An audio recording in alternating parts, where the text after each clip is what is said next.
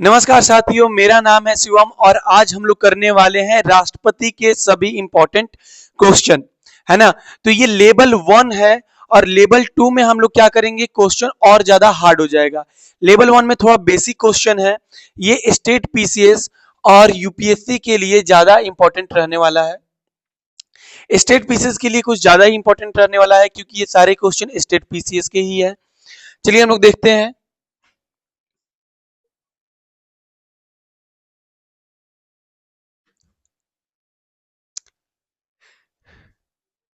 पहला क्वेश्चन है हम लोग का,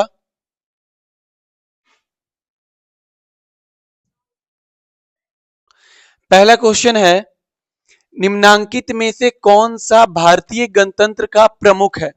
हम लोग कर रहे हैं राष्ट्रपति का, तो ऑब्वियस सी बात है इसमें हम लोग का कौन सा ऑप्शन सही होगा, ऑप्शन ए।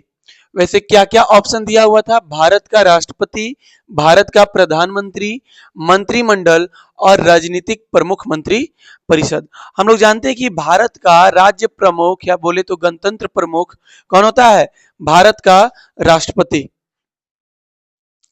अगला क्वेश्चन क्या है,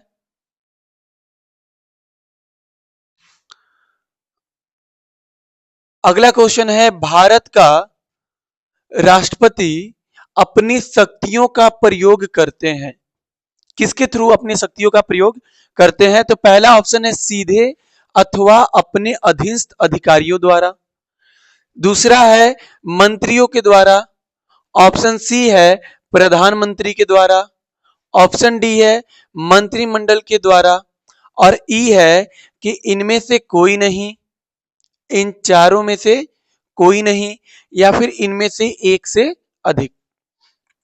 तो ज्यादातर लोगों को कंफ्यूजन क्या होता है कि वो मंत्रिमंडल के द्वारा करता है और कुछ लोग बोलेंगे नहीं ये तो सीधे अथवा अपने अधीनस्थ अधिकारियों द्वारा करता है। तो इसमें कंफ्यूजन के कारण वो क्या कर देते हैं, इसमें मार देते हैं उपरोक्त में से एक से अधिक, है ना। तो इसमें हम लोग को प्रॉब्लम क्रिएट ये हो जाता है कि हम लोग आर्टिकल 53 और 74 को अच्छे से पढ़े नहीं है। क्या कहलाता है 53, आर्टिकल 53 1 में क्या है,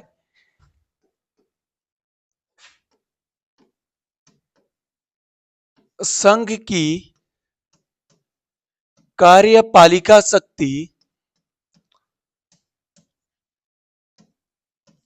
संघ की कार्यपालिका शक्ति किसमें निहित है, राष्ट्रपति में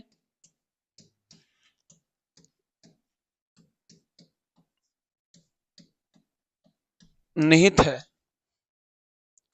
और इसी के आगे क्या लिखा हुआ है, और वह इन शक्तियों का प्रयोग, शक्तियों का प्रयोग स्वयं या अपने अधीनस्थ अधिकारियों के द्वारा करता है ना। अधीनस्थ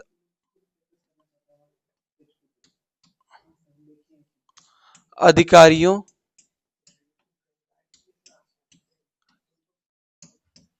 के द्वारा करता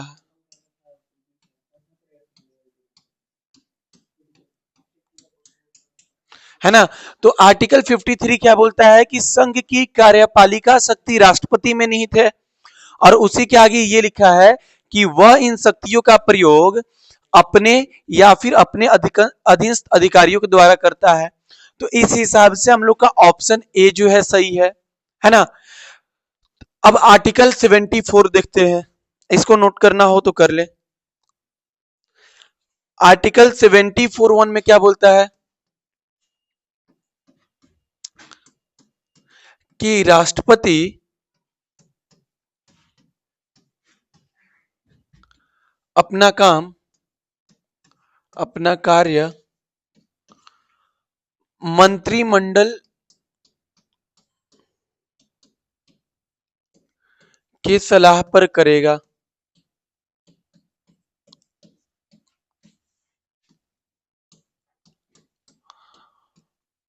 और उसका सलाह जो होगा क्या होगा, यह सलाह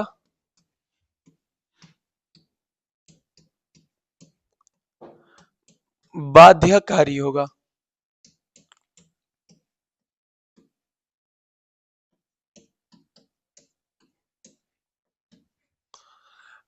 आर्टिकल 74 बोलता है कि राष्ट्रपति अपना कार्य मंत्रिमंडल के सलाह पर करेगा और यह सलाह जो होगा उसका बाध्यकारी होगा। तो हम लोग क्या देखते हैं, यहां पे लिखा था कि अपना शक्तियों का प्रयोग कैसे करता है, किसके थ्रू करता है, तो मंत्रिमंडल के द्वारा नहीं करता है, मंत्रिमंडल के सलाह पर करता है।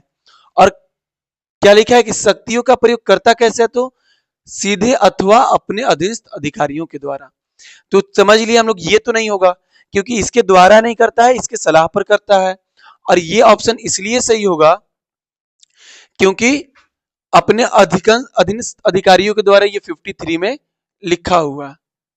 तो ऑप्शन नंबर ए हम लोग का करेक्ट है।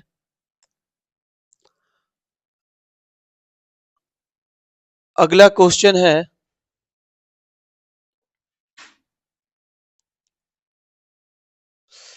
चलिए देखते हैं।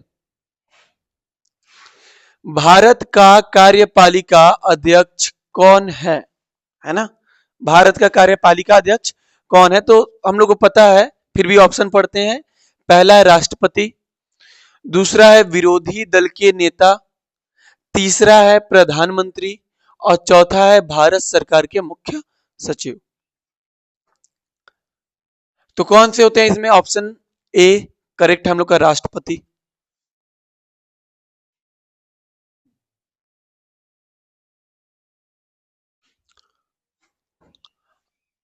अगला है, संविधान के निम्नलिखित अनुच्छेदों में से किस एक के अंतर्गत संघ की कार्यपालिका शक्ति राष्ट्र में निहित है। संघ की कार्यपालिका शक्ति राष्ट्र में निहित है, तो अभी हम लोगों ने क्या देखा कि 53(1) में क्या बोला गया है कि संघ की कार्यपालिका शक्ति राष्ट्रपति में निहित है और वो इसका प्रयोग अपने अधीनस्थ अधिकारियों द्वारा करता है या स्वयं भी करता है। तो इसके हिसाब से हम लोग का ऑप्शन सी जो है वो सही हो जाता है। ठीक है, हम लोग देखते हैं अगला क्वेश्चन।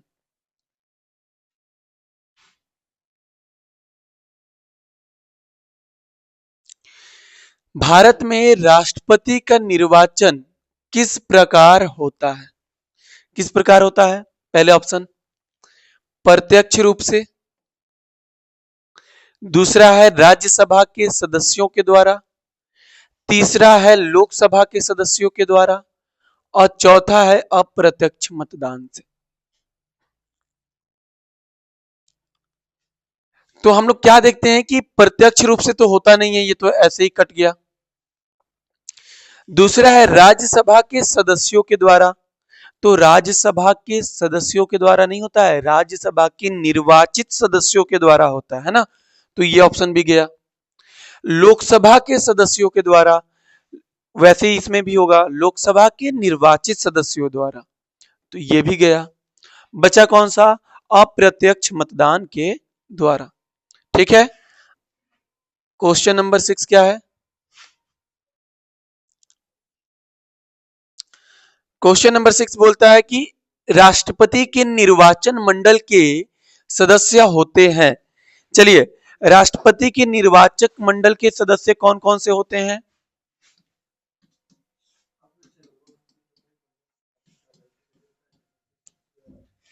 क्या क्या ध्यान से देखेंगे हम लोग। पहला है लोकसभा और राज्यसभा, दोनों के ही निर्वाचित सदस्य है ना, मनोनीत को हम लोग इसमें नहीं लेते हैं। कारण हम लोग जानते हैं, पिछला जो चैप्टर मैंने बनाया था, पिछला वीडियो मैंने बनाया था राष्ट्रपति पर, उसमें हम लोग जानते थे, सॉरी उसमें हम लोग देखे थे कि उसका निर्वाचन मनोनीत सदस्यों के द्वारा क्यों नहीं होता। तो आर्टिकल 54 में बताया गया है कि राष्ट्रपति का जो चुनाव होगा वो निर्वाचक मंडल के द्वारा होगा। और इस निर्वाचक मंडल में कौन कौन से लोग शामिल होते हैं? तो पहला, लोकसभा और राज्यसभा के निर्वाचित सदस्य। दूसरा कौन से लोग थे? राज्य विधानसभा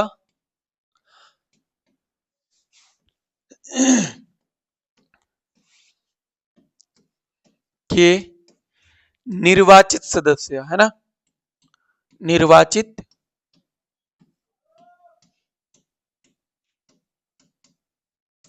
अच्छा, हम लोग उसमें ये भी देखे थे कि निर्वाचित सदस्य जो हम लोग बोल रहे हैं राज्यसभा के, ये किसके निर्वाचित सदस्य हैं? ओनली विधानसभा के, है ना। विधानमंडल क्योंकि सभी राज्य में नहीं है, 6 ही राज्य में है, इसीलिए हम लोग क्या करते, केवल विधानसभा के निर्वाचित सदस्य के द्वारा ही राष्ट्रपति का निर्वाचन करवाते हैं। तीसरा है दिल्ली और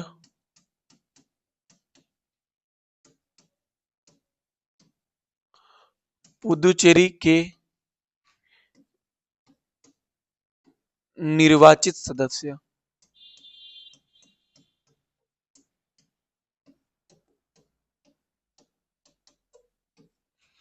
बारी बारी से क्या देखिए, पहला देखिए कि लोकसभा और राज्यसभा के निर्वाचित सदस्य। दूसरा देखिए राज्य विधानसभा, ओनली राज्य विधानसभा के निर्वाचित सदस्य। और तीसरा देखिए दिल्ली और पुदुचेरी यूनियन टेरिटरी जो है उसके विधानसभा के निर्वाचित सदस्य। ठीक है, अब हम लोग ऑप्शन की तरफ जाते हैं। तो पहला क्या दिया, संसद के दोनों सदनों के निर्वाचित सदस्य, ये तो है हम लोग का 1 नंबर पे। दूसरा है राज्य विधान मंडलों के दोनों सदनों के निर्वाचित सदस्य, और मैंने क्या कहा कि राज्य विधानसभा के निर्वाचित सदस्य, विधान मंडलों के नहीं, विधानसभा के निर्वाचित सदस्य। तो ये ऑप्शन तो रॉन्ग हो जाएगा हम लोग का। तीसरा है सभी राज्यों के विधानसभाओं के निर्वाचित सदस्य, तो ये शामिल है। दिल्ली और पुदुचेरी विधानसभा के निर्वाचित सदस्य, तो ये तीनों आ गया हम लोग का। तो देखते हैं अब कूट 1 2 3, 1 है 2 नहीं है, तो ये तो नहीं होगा। 1 3, 1 2 4 और 1 3 4, तो क्या क्या देखे थे हम लोग, 1 ये रहा, फिर ये 3 और ये 4। तो ऑप्शन जो है हम लोग का डी नंबर ऑप्शन सही है। ठीक है, अगला क्वेश्चन हम लोग देखते हैं।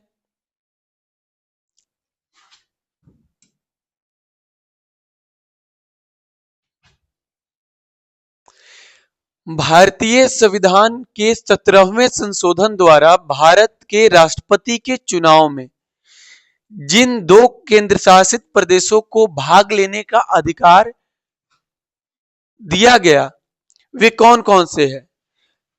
क्वेश्चन ये है कि भारत के जो यूनियन टेरिटरी है, तो 17वें संविधान के द्वारा किन 2 यूनियन टेरिटरी को राष्ट्रपति के चुनाव में भाग लेने के लिए अधिकार दिया गया? तो दिल्ली तथा चंडीगढ़, ये तो होगा नहीं।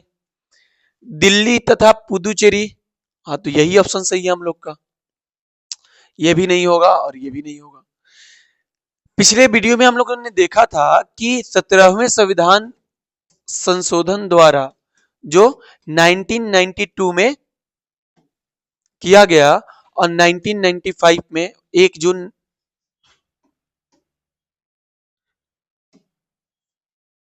एक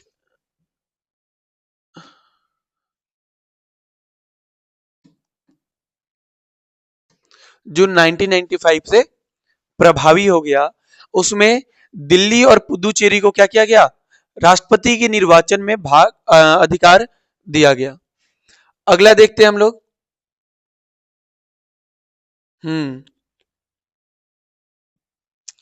तो यह है कि वह राष्ट्र का प्रतिनिधित्व करता है परंतु राष्ट्र का नेतृत्व नहीं करता। यह उक्ति निम्न में से किस पर लागू होती है? तो पहला है लोकसभा का अध्यक्ष, बी नंबर है राष्ट्रपति, सी नंबर है प्रधानमंत्री और डी नंबर है भारत का मुख्य न्यायाधीश। और हम लोग जानते हैं कि राष्ट्रपति जो होता है वह नाम मात्र का प्रमुख होता है ना। जितने भी शासन के कार्य है वो राष्ट्रपति के नाम पे ही संचालित होते हैं, लेकिन उसका सारा कार्य किसी न किसी के सलाह पर ही होता है। कभी उसको भारत के मुख्य न्यायाधीश से सलाह लेना पड़ता है, कभी प्रधानमंत्री के द्वारा बनाया गया मंत्रिमंडल के द्वारा सलाह लेना पड़ता है ना। तो हमेशा क्या होता है कि वो सलाह पर ही काम करता है, यानी कि वो नाम मात्र का कार्यकारी प्रमुख है। और यही भी एक कारण था कि उसका चुनाव अप्रत्यक्ष रूप से कराया जाता है। नाम मात्र का प्रमुख होने का भी एक कारण है जिसके कारण उसका चुनाव अप्रत्यक्ष रूप से कराया जाता है। तो ऑप्शन कौन सा हो जाएगा सही हम लोग का? राष्ट्रपति। यही वह व्यक्ति है जो राज्य का प्रतिनिधित्व तो करता है परंतु राष्ट्र का नेतृत्व नहीं करता। अगला देखते हैं हम लोग, राष्ट्रपति के उम्मीदवार के लिए क्या आवश्यक नहीं है? राष्ट्रपति के उम्मीदवार के लिए क्या आवश्यक नहीं है? हम लोग जब पढ़े थे राष्ट्रपति की योग्यताएं, तो क्या क्या देखे थे? पहला देखे थे कि वो 35 वर्ष का हो, है ना। दूसरा देखे थे कि भारत का नागरिक हो।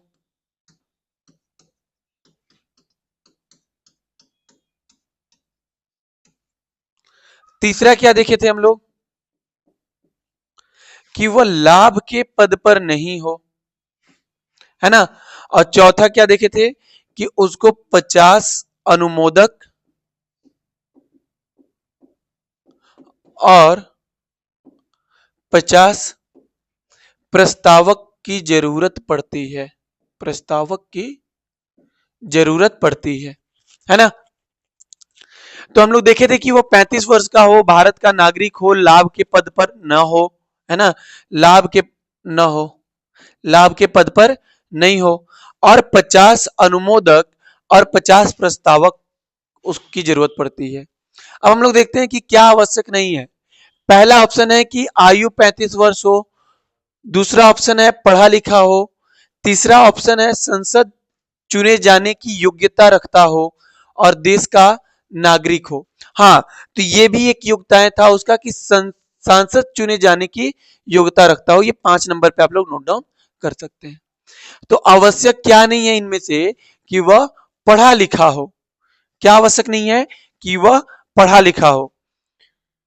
भारतीय राज्य व्यवस्था की सबसे बड़ी विडंबना यही है कि सभी पद पे व्यक्ति को पढ़े लिखे होना चाहिए, लेकिन कोई नेता पढ़ा लिखा हो इसकी कोई जरूरत नहीं होती है। अगला क्वेश्चन है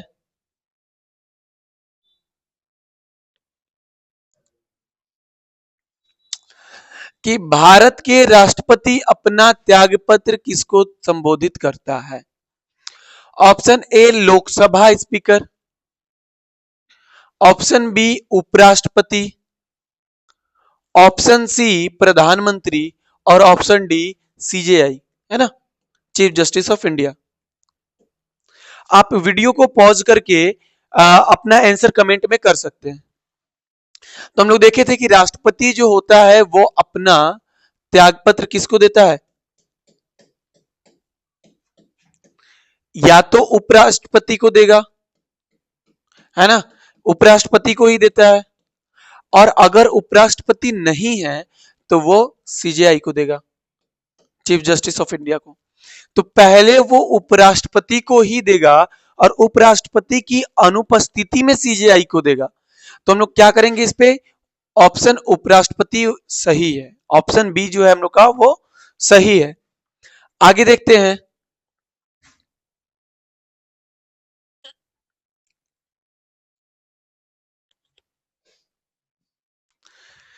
राष्ट्रपति पर महाभियोग का आरोप संसद के किस सदन द्वारा लगाया जा सकता है?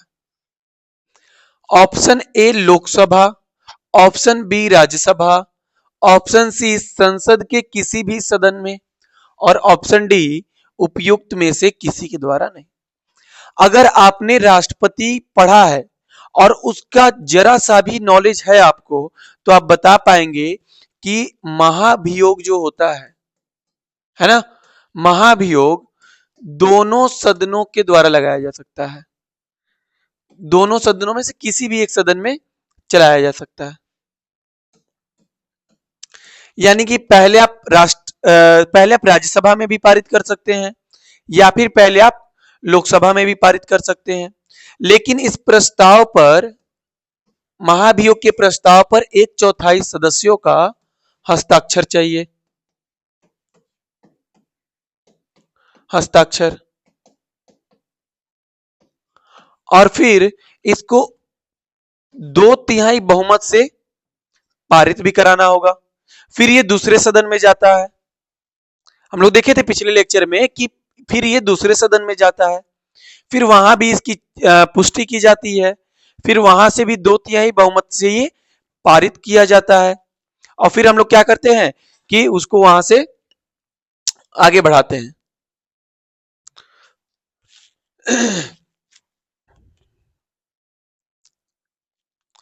अगला है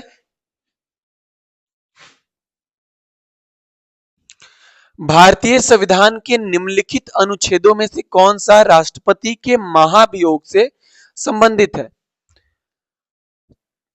39, 61, 60 या इनमें से कोई नहीं। अभी हम लोग ने महाभियोग का देखा कैसे काम करता है। तो महाभियोग का जो उल्लेख है 61 में किया गया है।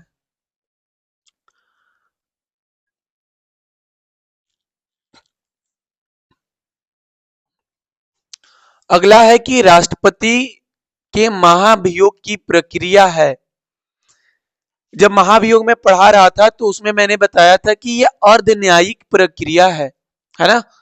ये ना ही तो पूरी तरह से न्यायिक प्रक्रिया है और ना ही तो पूरी तरह से विधायी प्रक्रिया है, ये अर्ध न्यायिक प्रक्रिया है। ठीक है।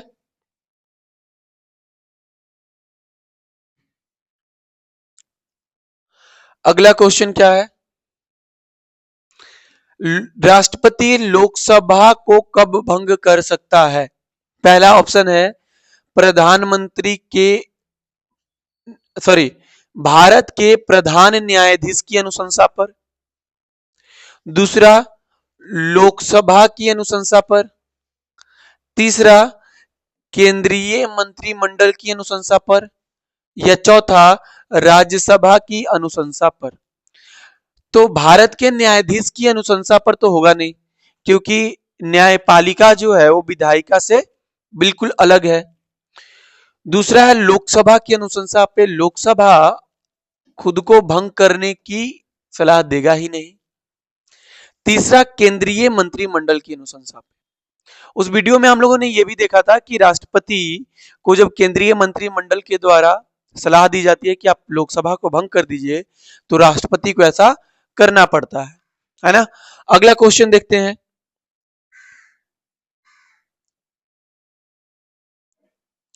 अगला क्वेश्चन क्या है कि लोकसभा और राज्यसभा की संयुक्त बैठक किसके द्वारा आहूत की जाती है? किसके द्वारा की जाती है? तो वो राष्ट्रपति के द्वारा। अगर आप लोगों ने पिछला वीडियो नहीं देखा है तो जाके एक बार देख लिया, आपका ये बेसिक क्लियर हो जाएगा। अगला है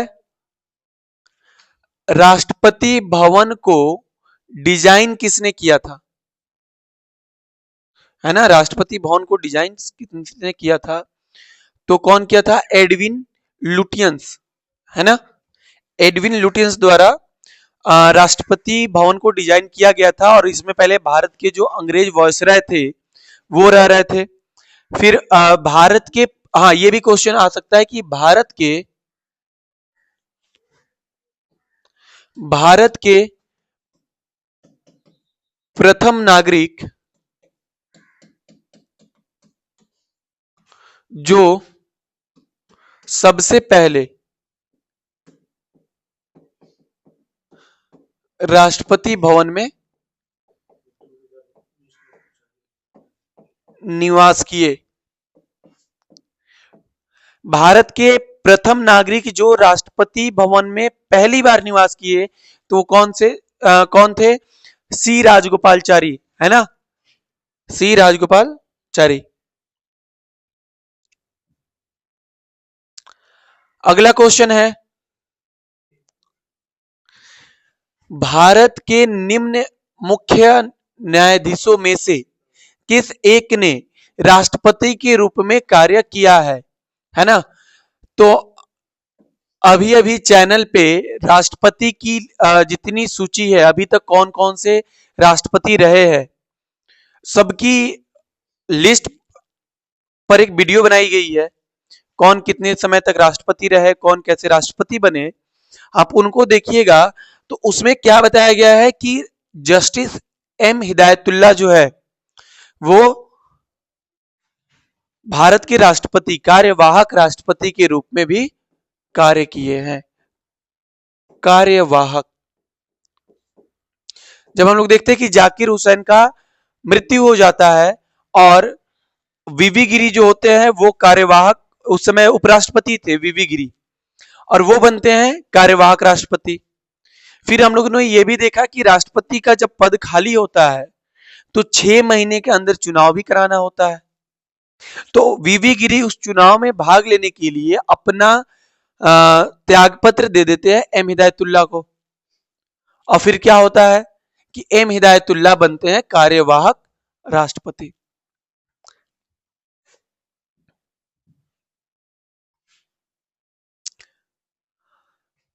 अगला क्वेश्चन है, पूर्व राष्ट्रपतियों में निम्नलिखित में कौन बिहार राज्यपाल रह चुका है।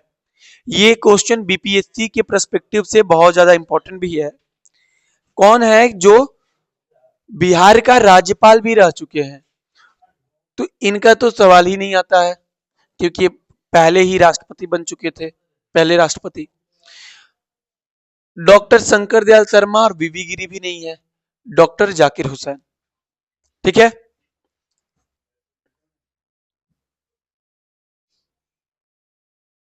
हम्म।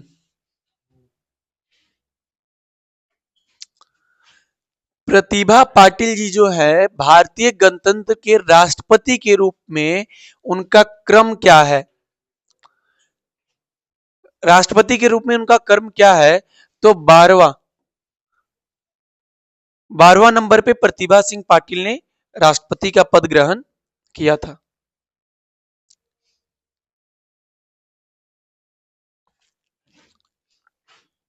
अगला है कि भारत के राष्ट्रपतियों में कौन दार्शनिक राजा या दार्शनिक शासक के रूप में जाना जाता है? तो पहला doctor Radha Krishnan, doctor Rajendra Prasad, doctor Zakir Hussain, और D number doctor Abdul Kalam, है ना। तो कौन सा ऑप्शन सही होगा? डॉक्टर राधा कृष्णन। ये पहले उपराष्ट्रपति भी बने और फिर दूसरे राष्ट्रपति भी चुने गए।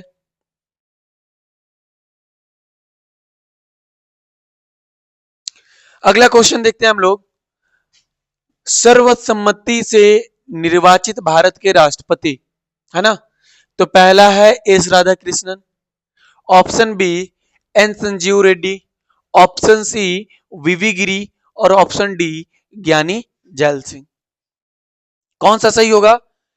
एन संजीव रेड्डी, जो निर्विरोध चुने गए थे, है ना, जो सर्वसम्मति से राष्ट्रपति चुने गए थे।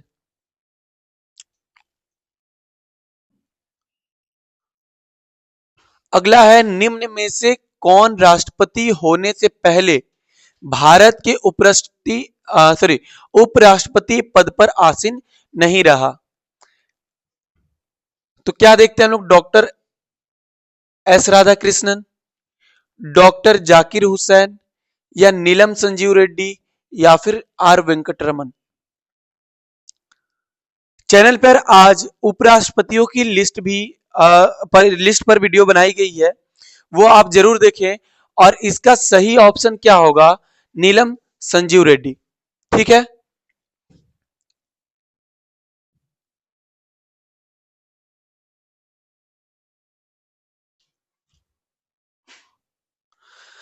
अगला क्वेश्चन है, निम्नलिखित में से किस भौगोलिक क्षेत्र को निम्नलिखित में से किसी भौगोलिक क्षेत्र को अनुसूचित घोषित करने का संवैधानिक अधिकार किसको है?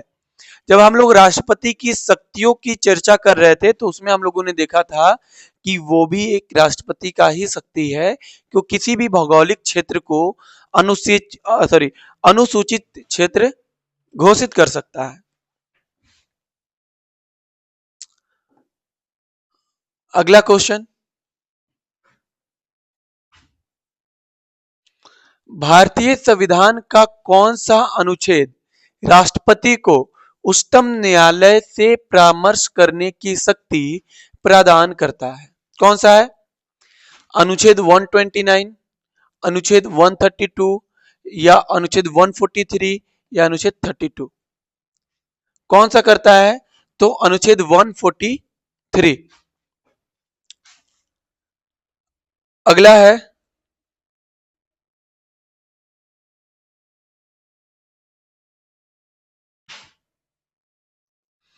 भारत के राष्ट्रपति की शक्तियों के बारे में निम्नांकित में से कौन एक सही नहीं है? मतलब ये चार ऑप्शन दिया गया है, इसमें ये पूछा गया है कि राष्ट्रपति की इनमें से कौन सी एक शक्ति नहीं है। तो पहला, राष्ट्रपति को सर्वोच्च न्यायालय के परामर्श को स्वीकार करना चाहिए। दूसरा, आपातकालीन शक्तियां। तीसरा, राज्यों में राष्ट्रपति शासन को आगे बढ़ाने की शक्ति। और चौथा, राष्ट्रपति सर्वोच्च न्यायालय के परामर्श को स्वीकार अथवा अस्वीकार कर सकता है। तो अभी हम लोगों ने 143 आर्टिकल का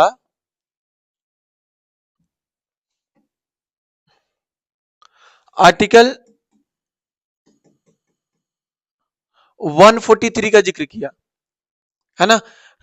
तो 143 में क्या देखे हम लोग कि सर्वोच्च न्यायालय से परामर्श, न्यायालय से परामर्श,